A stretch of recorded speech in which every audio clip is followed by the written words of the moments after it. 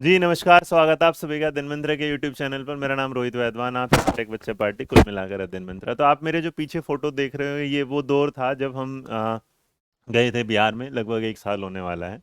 और उस दिन ये छात्र, ये न्यूज़पेपर सब कुछ थे, जो आज कुछ बदल चुका है। आप इस फोटो में देखेंगे तो वक्त कैसे बदलता है, ये अपने आप में एक बड़ी हकीकत है, या सामने आने वाले एक ऐसा फोटो है जो आपको बता देता है कि 4 दिन पहले हम कहाँ थे, 4 दिन बाद हम कहाँ हैं। ये तस्वीरें जो मैंने दिखाई, ये क्या है, ये तब की बात है जब 7th फेज कमीशन की नोटिफिकेशन का इंतजार कर रहे थे बच्चे, और मैं उनके सपोर्ट के लिए बिहार पहुंचा था।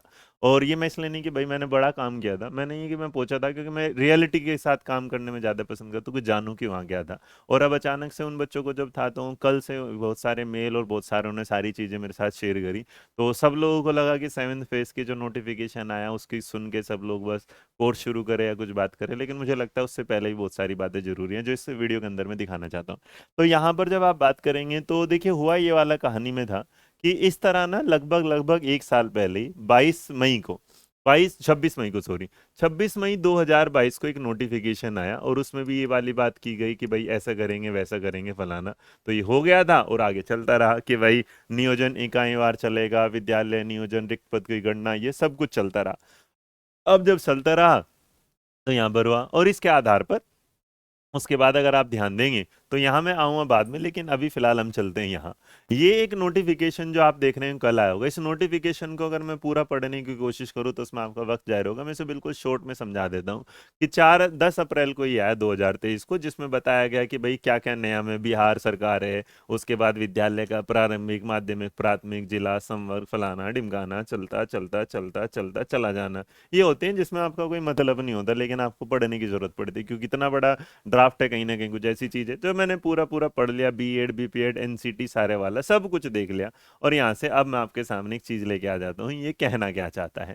कहना ये चाहना चाहता है कि भारत का नागरिक हो, बिहार में रहता हो, और बिहार, अगर बिहार का भी नागरिक मांग रहा हो और आपका भारत का भी नागरिक, तो यहाँ दो कंफ्यूजन आ जाते हैं कि जो पोस्ट है ये सिर्फ और सिर्फ बिहार वालों के लिए या फिर बाहर वालों के लिए। तो इस पर हम जाने की चर्चा करेंगे बाद में। फिलहाल चर्चा जिस पर है कि ये तो तय है कि बिहार में इस नियमावली के हिसाब से नई वैकेंसी आने वाली है। अब नई वैकेंसी जब आएंगे तो नई वैकेंसी के रुख को जब आया तो उसमें एक बड़ा सा, एक पीछे से फुसकी बम नहीं, पूरा एटम बम आपके सामने फट गया, और उसको सोचने के मजबूर हो गया। अभी तक जो छात्र इस वैकेंसी की मांग कर रहे थे उनके सामने क्वेश्चन मार्क दे दिया गया कि आप मेरिट बेस पर तैयार नहीं होंगे, आपको एक एग्जाम भी देना पड़ेगा।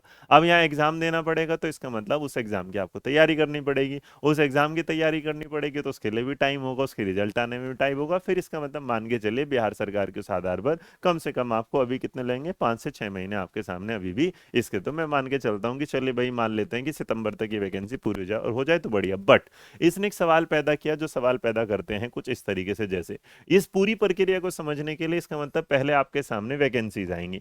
अब ये वैकेंसी कैसे आएंगी, ये भी सवाल है। तो वैकेंसी का जब भी आएगा न्यू नोटिफिकेशन, वो तब आएगा जब स्टेट का कोई डिस्ट्रिक्ट ये बताएगा कि हमारे यहाँ इतने टीचरों की जगह क्या है खाली। जब अगर पूरे आधार पर देखा जाए तो लगभग लगभग 1.5 लाख के आसपास अभी वैकेंसी खाली है। पहले जो आ रहा था, नया डेटा अपडेट करेंगे तो उसमें भैया हो सकता है कि 40-50 हज़ार या लाख और जोड़ देना तुम, चलो मान लेते, पूरे 2 लाख मान लेते हैं।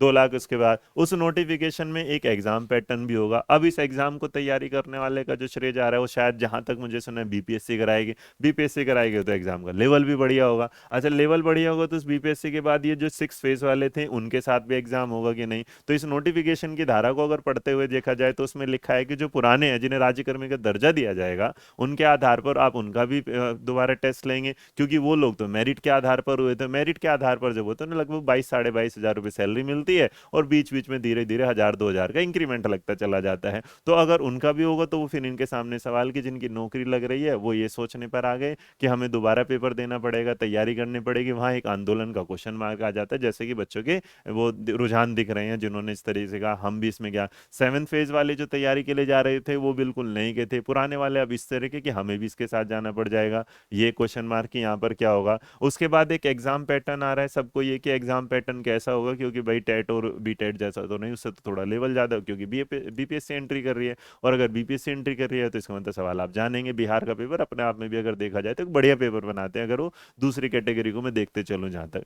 अब उसके बाद इसकी क्या बनेगी, मेरिट लिस्ट बनेगी। उस मेरिट लिस्ट का जो एग्जाम है वो कब तक आ रहा है, कैसे होगा, ये एक सवाल है। बट इतनी सारी चीज़ों में देखिए कमियां तो हर जगह निकाली जा सकती, but in last but not the least कहने वाली बात यह है कि आप लोगों से में अगर पेपर भी दिया जा रहा है तो इसमें कोई बुरी बात है नहीं, आप पेपर दीजिएगा, इसमें आंदोलन करना या करना फिर एक बार आप अपनी इस भर्ती को एक साइड भिजवा देंगे। मुझे लगता है कि अगर आपकी मेहनत, आपको नौकरी चाहिए तो आपको थोड़ी सी मेहनत ही करनी होगी, थोड़ा पेपर की तैयारी, तो आप इसका इंतजार करिए कि फटाफट बस नोटिफिकेशन वैकेंसी का आए। जो पेपर लेना चाहते हैं मेरे बच्चों, जब तुम बी टेट सी टेट ये अदर एग्जाम पास करते हो तो ये भी तुम पास ही कर जाओगे।